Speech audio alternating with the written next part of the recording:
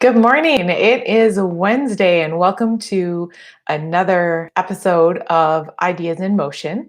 Today, we're going to talk about time management. And before you roll your eyes and stop this and go away, we're not actually talking about how you can fit more in your day. And this is actually not coming from a place of judgment of how you use your time or saying that you don't have control over your time or that you don't know how to use your time.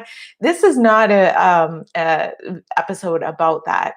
In this time management video, I'm going to share with you one of the strategies that I use to find more pockets of time. I've in the industry that I work in right now, I find that that's one of the biggest struggles. And, if we look at where the environment is right now, a lot of us have been changing our environment and we're working remotely. And there's a whole other bunch of stuff that is in our time windows, right? So I'm going to share with you one of my top strategies. Again, it's from a no judgment zone. It's a self-awareness practice. But first, I want to share with you a personal story on how I came across really learning this principle and how I became aware of finding these pockets of time that could be used in other ways. So when I was 33, I was faced with a choice that I needed to either quit smoking or go on birth control or go off birth control, right? That's a big choice to make. And so I chose to do both at the same time. And I I know it's like unconventional. I thought that I would be able to sleep off. I did a cold turkey, right? I didn't want to be having something else that I had to quit or get rid of. And so I chose to do it cold turkey. And I had been smoking since I was 13 years old. So I couldn't even really remember what it was like to be a non smoker. When I was 13, I started smoking because I was really looking for an accepting crowd to be in. And there was something about the smoking pit. All you needed to fit in was a pack of smokes in your pocket and one hanging out of your mouth. So it was an easy in for someone like me who, felt out of place a lot of times as I was growing up. So I started at 13, and I throughout my smoking life, I enjoyed it. I loved the fact that I could go and take a smoke break and sit back. I enjoyed it after meals. I always was able to think clearly and process if I had a cigarette, and I knew when to stop eating when I was hungry and when I was on that next crash diet. My cigarettes were my best friend because it would help me from, you know, eating more, which that's a whole other episode. But, without dragging this out, it was something that I didn't remember not doing. So by the time I was 33, I'd never tried. I'd never tried to quit because I liked it too much. But then being faced with the decision of, you know, having to go off birth control or quit smoking because the age was going up, I, started to think about, what are these things that I'm putting in my body? And why am I doing that? And do I really need to do that? And I might be running on a treadmill one day and I could collapse because, my risk of stroke and is up for having both of these in my body. So I don't want to collapse and I need to continue with my fitness or else I'm going to gain weight. My biggest fear of quitting smoking was the fact that I was going to gain weight. So what started to happen when I quit is number one, I realized quickly that I wasn't going to be able to sleep it off. I'm a really good sleeper, and it just didn't work. That backfired. I actually was more awake. I was a hamster running in a wheel, and I had so much time. I was like, this is ridiculous. It's like time is not moving forward, and all I could think about was the fact that I'm not smoking. I am not smoking. I had to learn how to get comfortable with self regulation. I had to Well, I spent some time sitting at a pond talking to ducks and actually cursing them because they had, so much happiness in their life and they never had to worry about smoking or non-smoking. I went to the mall and I looked around and I browsed around and all I could think about was the fact, hey, I'm doing this. I'm a non-smoker. I'm a non-smoker. But like I said, the hardest part was regulating those habits in the time. So, I would sit down and I would have my meal and then I would have a smoke. I would go outside 8 times a day, 8 to 10 times a day, 10 minutes at a time to have a smoke break. That's an hour and a half. That's an hour and a half a day that I got back of white space or productivity time. And at that time in my life, I had no idea what to do with it. So I ate lots of apples and I made my meals bigger with lots of crunchy, crunchy vegetables because it would take longer to eat. And I had to keep myself busy that way to keep myself a non smoker. I found ways to distract myself, which at that point I was just in survival mode. But now at 48, 15 years later, I'm still a non-smoker and I never went back. I know that I'm always one away from being a smoker again. I don't have that personality. But that where I can just like have one on the weekend and then, go to be a non-smoker again. I just don't. I don't even want to test the waters. So in finding that time, that hour and a half, of course, I learned how to, I learned how to moderate, what I was eating because that kind of got out of control. Karen, your break is done. I'm like, I still have like this ginormous salad to go, and because I can't go out for a break outside at work to have a smoke after I, chug back or hork back this protein bar or protein shake, because whatever, it's quick so that I can have more time outside smoking. Yeah, everything reversed. And I started to become late. Again, that's going to be another story, another episode. So I want to bring it back to how you can find the pockets of time. Now I'm a non-smoker, but it doesn't mean that things that I don't have to self-regulate. With these types of practices, they come back into your life over and over again, and you have to continue. It's never one and done. So what's the new smoking? Oh, what you ask? It's scrolling. Okay? So scrolling for me can be a massive pacifier.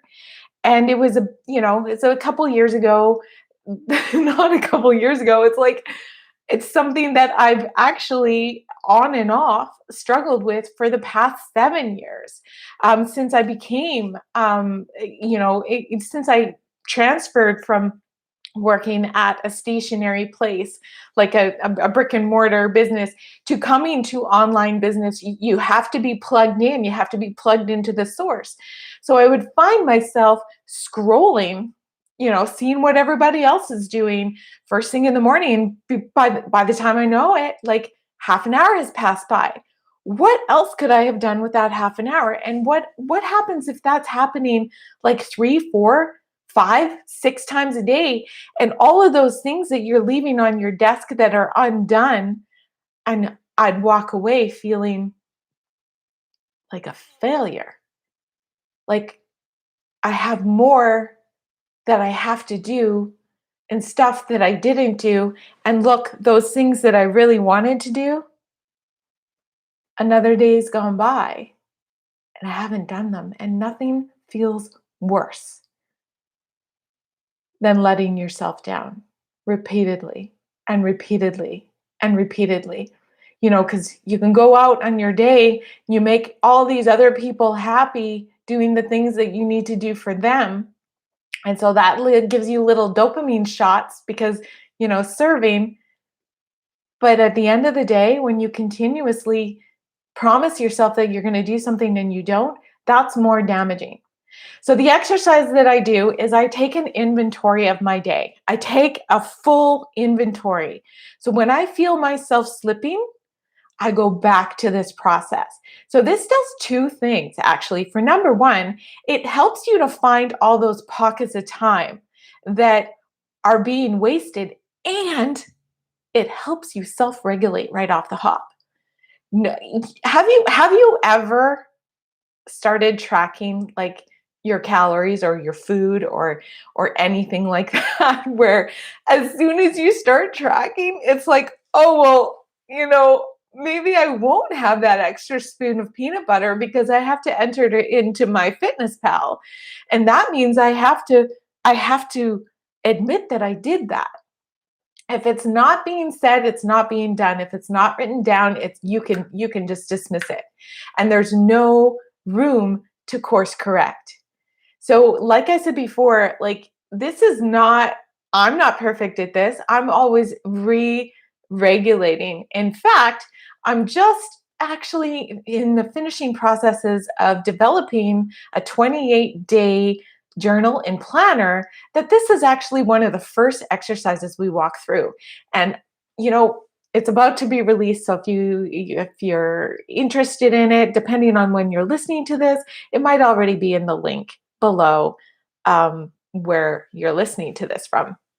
So here's the thing, you got to come at it from a no judgment zone. This is not a lashing like, oh, I'm such a horrible person because I don't know how to spend my time. I'm a grown adult and here I am wasting my time and this is why I am useless. No, no, no, no, no. It's basically just a self course corrector because in that inventory of your day, what are you going to do with that? You're not only going to find the pockets of time and course correct, you're also going to find all those little things that are not serving anymore, or all those little things that are like, do I really need to do that at that time? Or holy smokes. That's a good pun for today's show. Like, how many clients do I really need for the bottom line? And what would happen if I just shifted my time so that I could do that one thing that I keep promising myself to do first? Would that matter to, Susie or Betty or Nancy or whoever else is calling on me? And how much would that change my mindset and my self-awareness and my just energy for the day if I was able to do the thing that I keep telling myself I'm gonna get that done? Because really, time is a thing that you don't get back. You have now, and that's it. So, I'm going to be working on a series of time and time management, but like not the roll your eyes kind of time management, almost like kind of like the survival guide for where we are in the temperature of the universe right now. If you're watching this on YouTube, funny story. Okay, you can see him behind. Today is a big day for the dog. If you've been following the story about Tula, she is getting her stitches out today. It's 14 days post recovery. And, speaking of time, I've had to adjust a whole lot of things. It's having a new thing and a new responsibility that I need to do every single day that was not in my life. And there's time around it. She has to have meds at certain times. She has to have her physiotherapy at certain times. And I still need to, run the business and work with my clients and all of these other things and keep my fitness and self-care in, and all these other things still need to happen.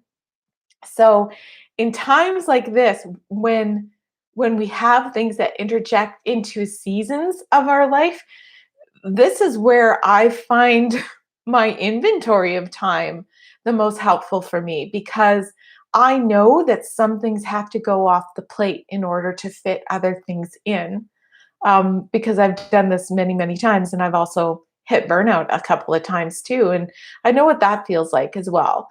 And so you never one and done. So I'm going to the show out today. Thank you so much for listening.